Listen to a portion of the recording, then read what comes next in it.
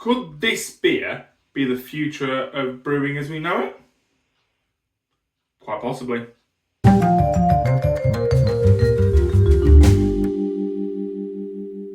Hello and welcome to another video on JD's Booze Reviews. Today we are looking at a blast from the past as we try Fonio, a 4.5% American Fonio Pale Ale. It is brewed by Thornbridge in collaboration with Brooklyn Lager and Brooklyn Brewing for Impact.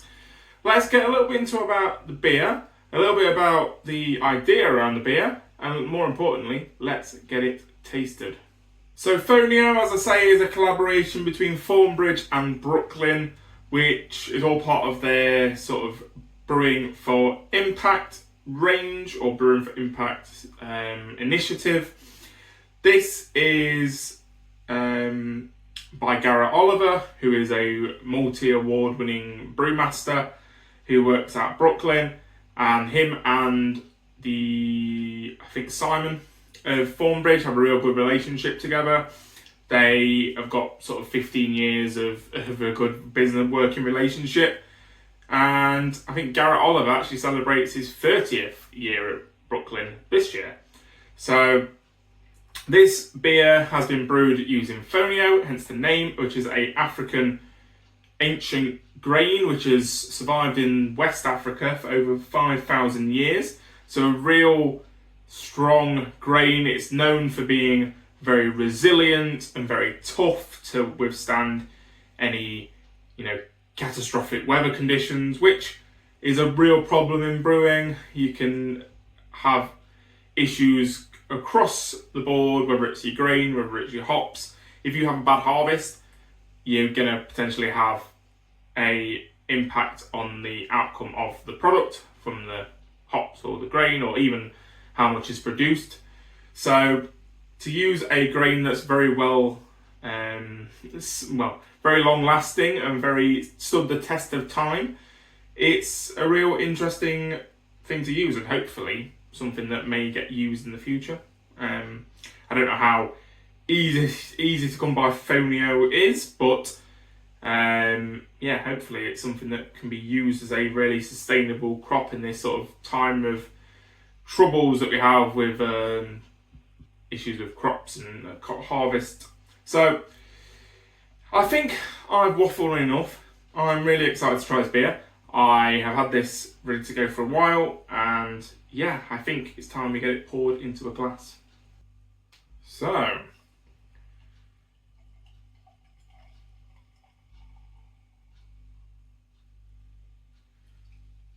very, very light colour on this. I mean, it is a pale ale after all. It is a bottle conditioned beer, as most of Thornbridge's tend to be. So it has had sort of active fermentation inside the bottle to carbonate it.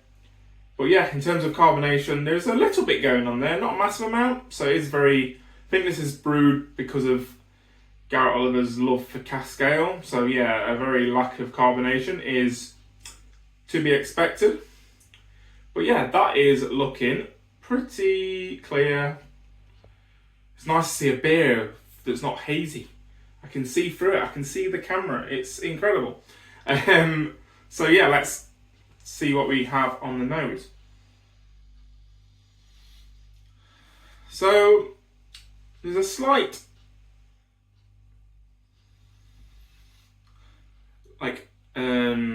floral note to this. I don't know what hops has been used inside the beer, but in fact, let's see if it says.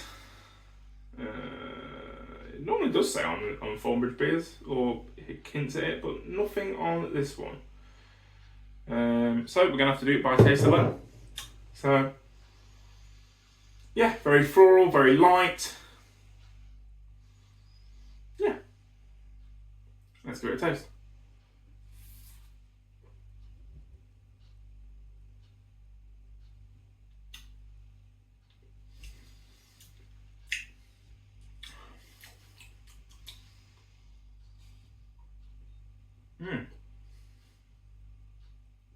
That is pretty tasty.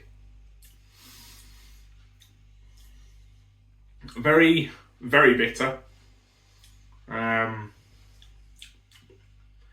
Very, like I said, nice and floral. Little bit of citric notes, sort of lemon.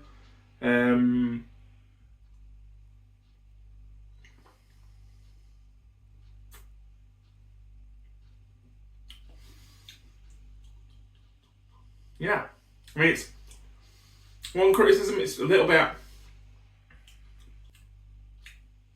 light, a little bit thin, not a massive amount of mouthfeel, but it's not massively unappealing. I mean, it is a 4.5% beer, so it's not exactly on the heavy side. So there is going to be a slight lack of body there, but it does feel a little bit lacking compared to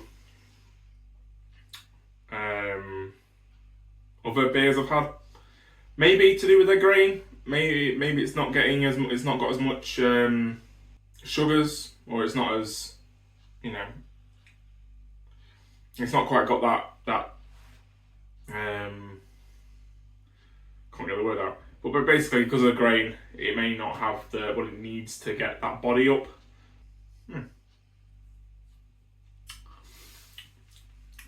But yeah, it's okay. I wouldn't say it was groundbreaking, but it's not unappealing.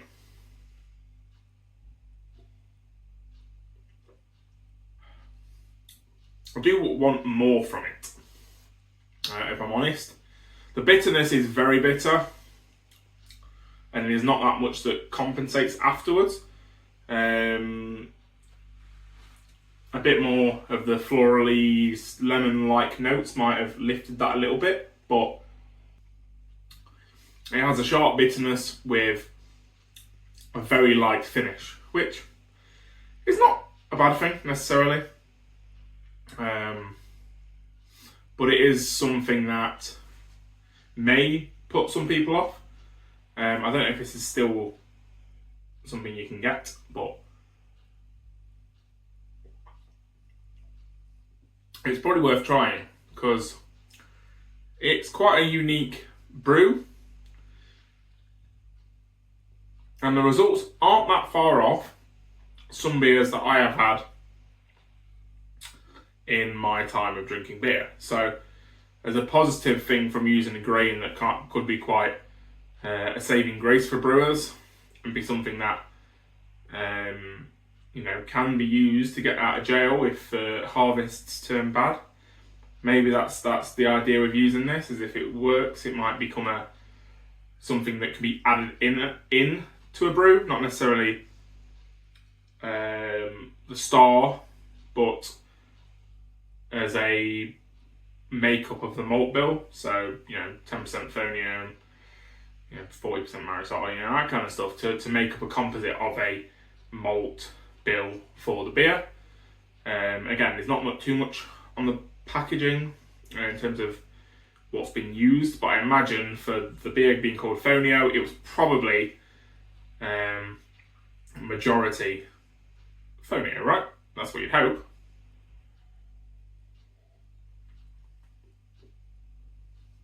But as you can see, I'm not really having issues drinking it. It is going down nicely. The more and more I've had it, the bitterness is less noticeable. I've had that with beers in the past. Quite struggle initially, you get more and more and more, and it starts to, your palate gets used to it, it starts to mellow out, it starts to get used to it, and therefore you can then start to pick up a little bit more flavour and a little bit more nuance.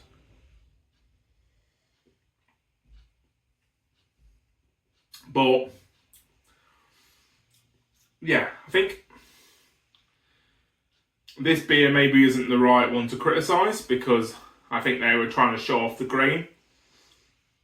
In terms of like a maltiness to it, it does taste a little bit brown bread like. or like not full on brown bread, but like half and half, or 50-50 bread. It's very much like you can get the essence of a brown bread, but not quite the full whack.